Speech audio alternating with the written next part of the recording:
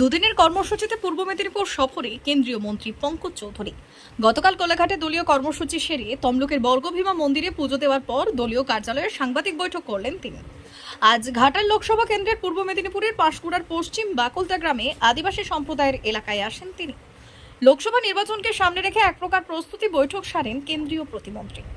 তারপর বাকুলতা গ্রামে জনসংযোগ করেন। বাড়ি বাড়ি গিয়ে আবাস যোজনার ঘর পেয়েছেন কিনা তার খবর নেন। সাধারণ মানুষের সাথে কথা বলেন কেন্দ্রীয় মন্ত্রী পঙ্কজ চৌধুরী। পরে পাঁশকুড়া বাজারে দলীয় নেতৃত্বদের সাথে বৈঠক করেন এবং জয়ী বিজেপির পঞ্চায়েত প্রধান উপপ্রধানের সাথে শুভেচ্ছা বিনিময় করেন এবং তাদের সম্বর্ধনা জ্ঞাপন করেন। তার পাশাপাশি দুপুরে আহার সারলেন কেন্দ্রীয় মন্ত্রী পঙ্কজ চৌধুরী। উপস্থিত ছিলেন কেন্দ্রীয় প্রতিমন্ত্রী পঙ্কজ চৌধুরী, ঘাটাল সাংগঠনিক জেলা নেতৃত্ব তন্ময় দাস, ঘাটাল বিধানসভার বিজেপি বিধায়ক শীতল কপাট সহ একাধিক নেতৃত্বরা। सदस्य एवं उपस्थित सभी बड़े बुजुर्ग, नौजवान साथियों, माताएं बहनों तथा प्यारे बच्चों, सबसे पहले तो मैं जो हमारे पंचायत में निर्वाचित प्रधान हैं, जिला पंचायत सदस्य हैं और गांव के सदस्य जीते हैं, उनको मैं बहुत ढेर सारी बधाई देता हूं और कामना करता हूं कि जिस पद को उन्होंने ग्रहण किया उस पद के कार्य को ठीक ढंग से आगे वो बढ़ाओ। मित्रों, भारतीय जनता पार्टी एक संगठन की पार्टी है और संगठन के आधार पर ही आज 2 सांसद से देश की सबसे बड़ी पार्टी बनने का काम किया है और हम सब सौभाग्यशाली हैं कि आज हम उस दल के सदस्य हैं जो दुनिया में सदस्यता के आधार पर कार्यकर्ताओं में नंबर 1 की पार्टी है, सबसे बड़ी पार्टी है।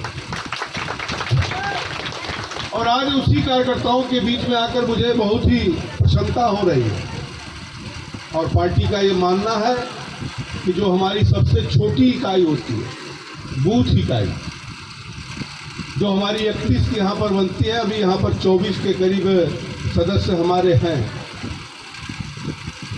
उनका बहुत ही महत्वपूर्ण रोल होता है। चाहे सरकार की कोई योजना हो, उसको धरातल तक पहुंचाने का जिम्मेवारी भी उन्हीं की होती है। जो गरीबों की तमाम प्रकार की योजनाएं आती हैं, उनकी जानकारी हर घर को दिलाना उन कमेटी का दायित्व होता है और बंगाल में तो खास तौर से होता है, क्योंकि बंगाल में सरकार की जितनी योजना आती है, बंगाल में उसका नाम परिवर्तित कर दिया जाता है और जनता कहीं ना कहीं थोड़ा गुमराह हो जाती है। इसलिए हम कार्यकर्ताओं का ज़्यादा दायित्व है कि जो भारत सरकार की योजना है वो आम हर घर तक जाकर वहाँ की जनता को बतावें कि ये मोदी जी द्वारा दिया गया ही योजना है। अभी मैं गांव में आ रहा था तो मैं देखा अभी भी बहुत से खपड़ेले के मकान, खपड़ेले के यहाँ क्या कहते हैं, काचा का मकान, माटी का मकान, मिट्टी का भी दिखाई दे रहा है। जबकि प्रधानमंत्री जी का लक्ष्य है, जो उन्होंने नारा दिया, सबका साथ सबका विकास, और सबको घर देने का वादा किया और हम दे भी रहे हैं और बिना किसी भेदभाव के दे रहे हैं। चाहे वो किसी जाति का हो, चाहे वो किसी धर्म का हो, वोट हमें दिया हो या ना दिया हो, इससे कोई मतलब नहीं है।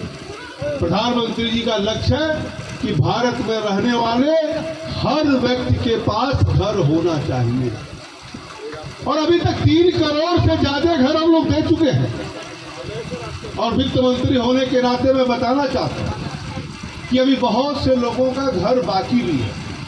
उसके लिए 59 करोड़ रुपए की प्रावधान इस विभाग में इस बजट में हम लोगों ने किया है। 59,000 करोड़ रुपए का, ताकि प्रधानमंत्री का जो लक्ष्य है, तो लक्ष्य है कि जो देश की एक 65-70 साल से समस्या चलती चली आ रही थी कि हमारे गरीबों के पास मकान नहीं है, वो सबको मकान दिला करके एक समस्या का हम समाधान करते हैं। लेकिन बंगाल में राजनीतिकरण हो रहा है, इसलिए हम कार्यकर्ताओं का दायित्व और बढ़ जाता है कि हम जो सरकार की योजना है उसको आम जन तक पहुंचावें, उनको दिलाने का भी हम प्रयास करें। क्योंकि प्रधानमंत्री जी का लक्ष्य है कि जो आज़ादी के 75वें वर्ष में हम प्रवेश कर गए और देश में बहुत छोटी छोटी समस्या आज भी बरकरार है और आम जन की जो बात सभी लोग करते थे, लेकिन प्रधानमंत्री जी बिना किसी भेदभाव को उसको पूर्ण करने का काम कर रहे हैं।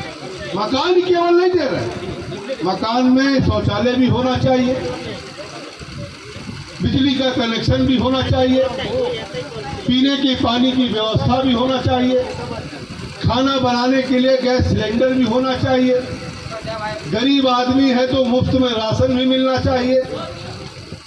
गरीब के घर में अगर बीमारी आ जाती है तो गरीब और गरीब हो जाता है और उसके लिए प्रधानमंत्री जी ने दुनिया की सबसे बड़ी हेल्थ इंश्योरेंस का व्यवस्था किया।